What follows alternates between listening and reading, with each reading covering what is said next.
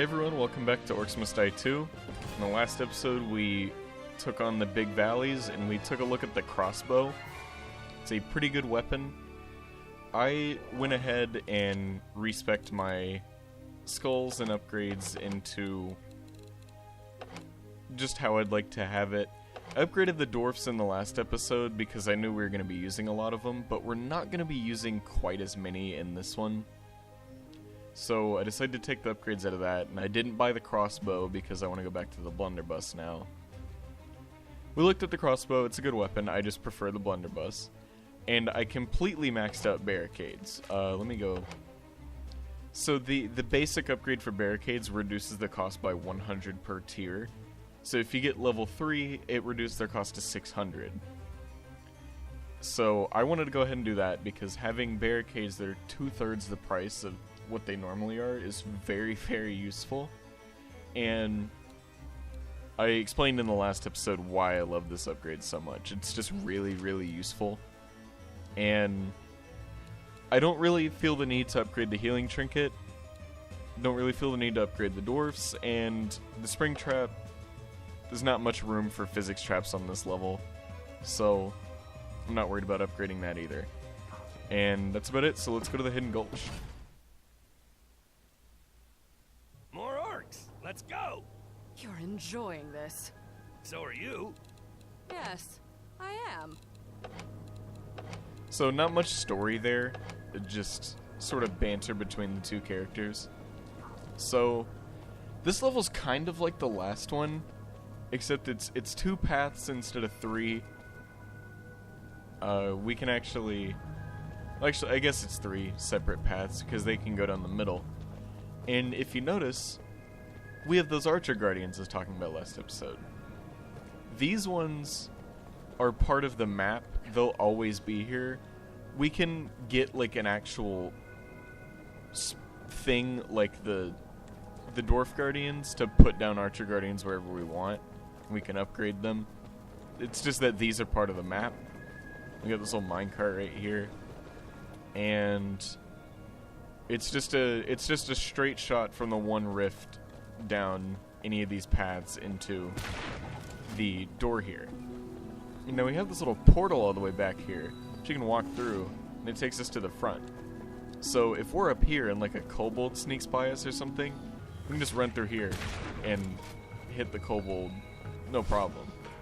Now, the reason we have these archers, some people may have noticed, if we look at the enemy lineup, we have our first instance of flying enemies. These are called Bilebats. They basically spit poison at us. The poison slowly lowers our health as well as slows us. And they obviously fly over our traps. And they'll come from that little area up there. They won't come out of the rift. They're going to come through there and just fly through here, fly through this little thing, then come out on the other side and just go into the door there. So you want to make sure you're equipped to deal with flyers whenever they're there. Not all levels have flyers. Like, there are going to be some not too long after this where there aren't going to be any flyers. So you want to pay attention to see what levels have flyers and what don't, because they can screw you over if you're not careful. So we have the blunderbuss, which can deal with them fairly well, because even though it's a shotgun, flyers don't have a lot of health, so we can kind of just pick them off at a range. So the strategy I like to use for this level is, I don't like having the orcs go all 3 paths. There's 2 on the sides and this one down the middle. What I like to do is I like to take our new barricades, Just for you. put them down like so. So that means all of the orcs have to go down this one path here, and we can just set up a big kill zone in here. Now, I can't check the enemy list because I've started placing traps, but sappers are on this level. So they will go after these barricades, and we will have to be vigilant and pay attention to whenever sappers spawn.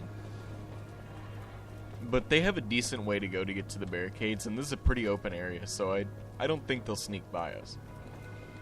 So for now, This'll slow them up. we'll just go with that.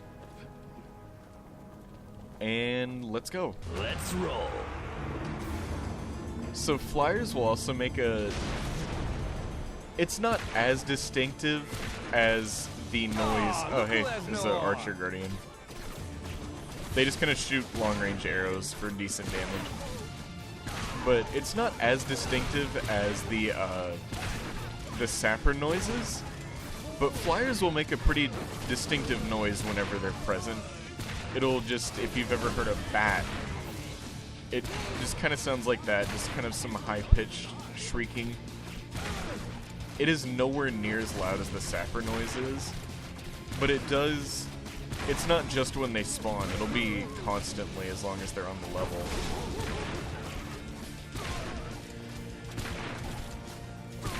But we will still be careful and watch for them.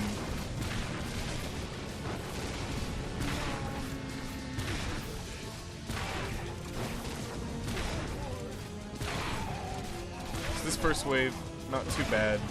Just some packs of Orcs and single... Oh wait, no, 2 Earth Elementals.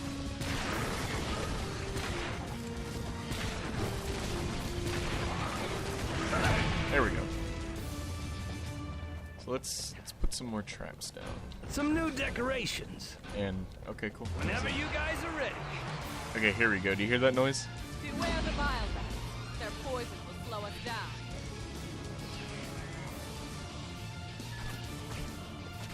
You can hear it if you're listening for it, but as you can see, these guys do not have a lot of health. Whenever they drop out of the sky, they actually explode. That explosion will do damage and poison you if you're too close. So be careful. Let's see if I can... Oh. What did that grenade bounce off of? Did it hit the wall? I was hoping to grenade snipe them, because that's always fun to do, but... It's okay. So those are the Fliers. They can come in much bigger groups than just 3. But we were vigilant, so they're not too big of a deal. The main strength of the Fliers is just being able to catch you off guard. So if you pay attention and you know they're coming, they're not going to be that big of a deal. But if you're not paying attention, or if you're dealing with a big group of enemies, and the Fliers sneak by you and you're not prepared to deal with them, you may lose a few rift points. So that's the best piece of advice I can offer on Fliers, is just vigilance. They, like I said, they are not that big of a deal, but Bring it. if you're not careful, you can be in for a rude awakening.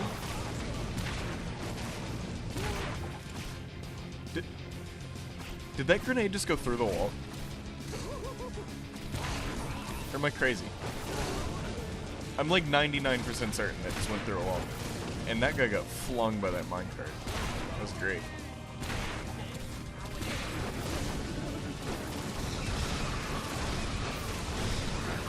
Yes! Hellstream! And... Oh shoot. I was just talking about vigilance. I was waiting for the... I thought there was going to be another thing of kobolds. I was just waiting for them.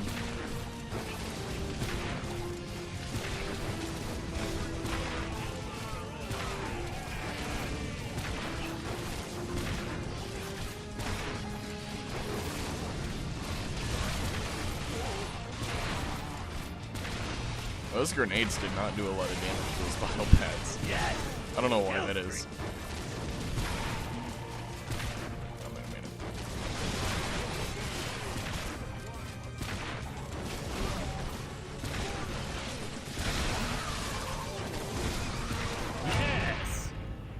Alright.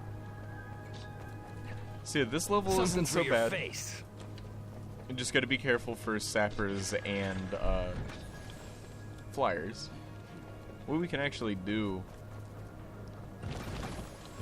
is we can set that up just in case some sappers want to come down this middle area and we're not paying attention.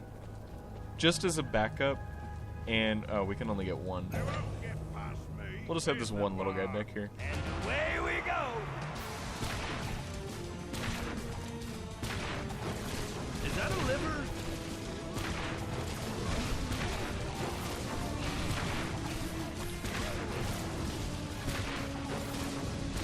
So I didn't really mention it in the first episode we encountered crossbow orcs, but they obviously use like an AI to aim, and that AI tells them, like, if you're moving, like, whenever they fire, they will aim for wherever you're going to be if you continue traveling in the exact direction you were traveling at the moment they fire it. So if they shoot at you and you continue moving the way you were, you're gonna get hit. But if you just randomly change up your direction a lot, like I was doing, then you're most likely safe. Unless you just get unlucky and double back into a crossbow. So whenever there's crossbow orcs, if I like suddenly go into like serpentine mode, that's why. It's because I don't want to get hit. Because crossbow orcs, whenever we get to nightmare difficulty, crossbow orcs do a lot of damage. So it's just habit for me to avoid those.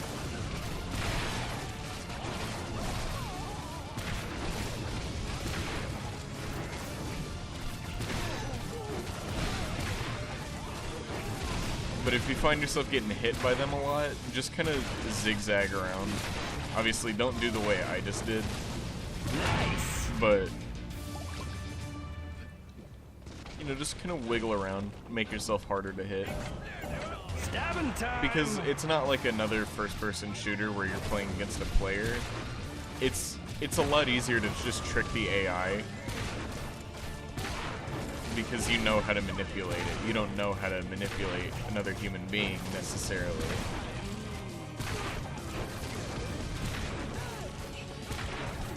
Here comes some more flyers.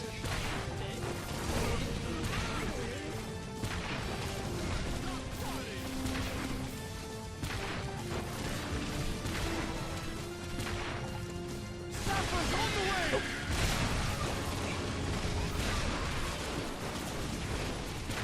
Now, how many was that? Oh, jeez. Okay, well, we got poisoned and hit by a bunch of sappers, which is not good. It's, okay, let's get back.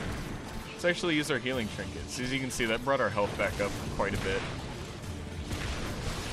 I figured I haven't really used it. I just kind of equipped it because I haven't had anything else to equip, so why not use it? Show off what it does. Besides give us health regen. I mentioned it whenever I talked about trinkets, but every trinket has like a passive ability and an active ability.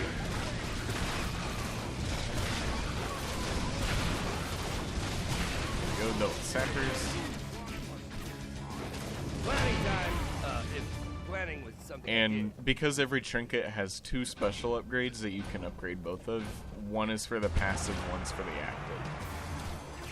So I believe for the healing trinket, one of the upgrades just increases the passive health regen, and then the other one increases the amount of health restored upon activation. That or it decreases the cost of activating it, I'm not sure. But you get the idea.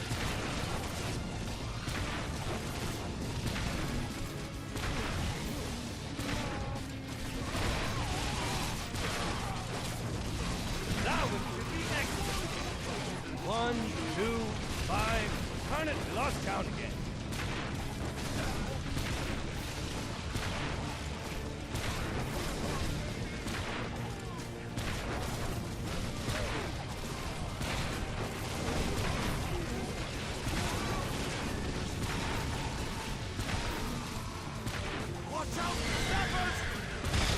There we go. If you get a group of sappers that's clumped together like that, you can just shoot one and it'll chain reaction kill all of them. It's really satisfying to pull off if they do it.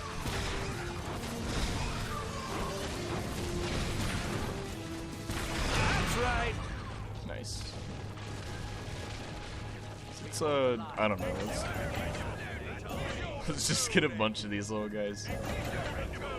I know I said I wasn't going to use a lot of them, but, like, I don't know. We're getting a lot more money than I thought we were. So, I got nothing better to spend it on. We're doing fine so far. Actually, you know what? That's all I'm going to spend money on for the rest of this wave, is just making that army of dwarves.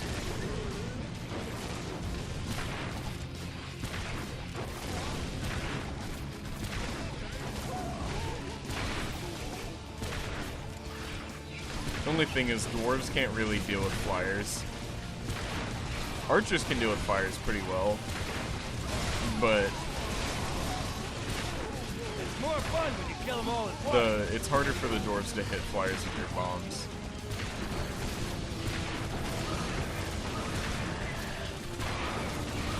Speaking of flyers,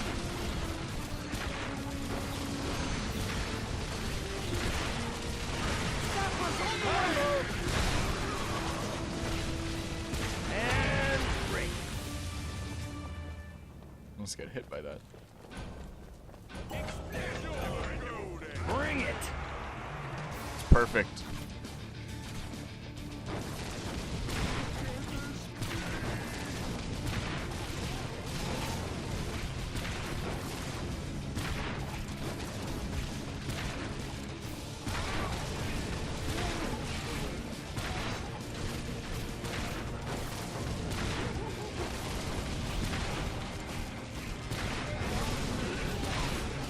Got some flyers coming in. Let's get it done.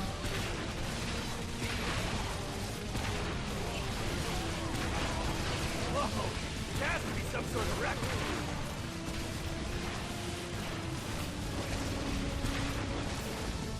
We got a pretty good setup going. I think it's just mostly these guys at this point, like the bombs.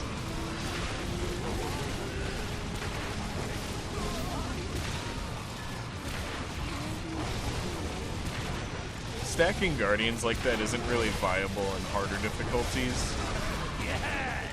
Help me! but it is kind of fun to do. Just this sea of grenades. Oh, that's funny.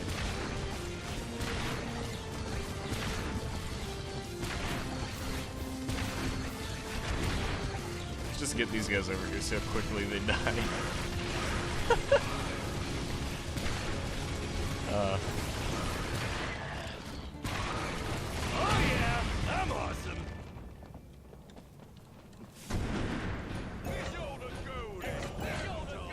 Let's roll. I wish this game was more popular than it was. I know it's old now. I think this game came out in 2013.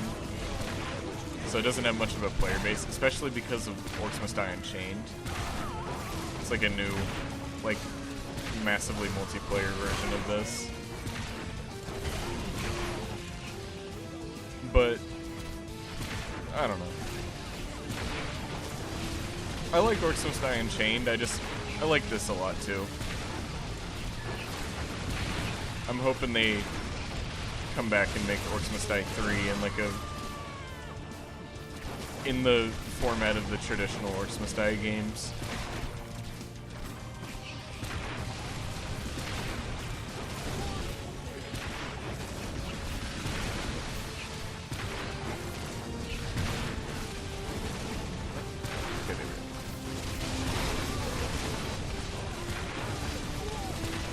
More fun when you kill them all at There's once. just so many explosions. Can I get any more? I want to hit the Guardian limit.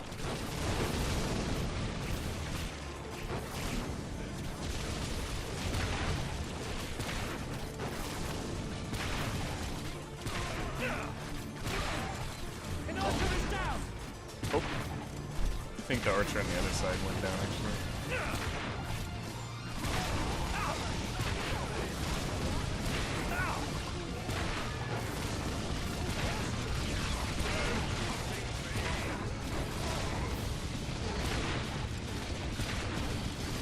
There's a lot of crossbowers.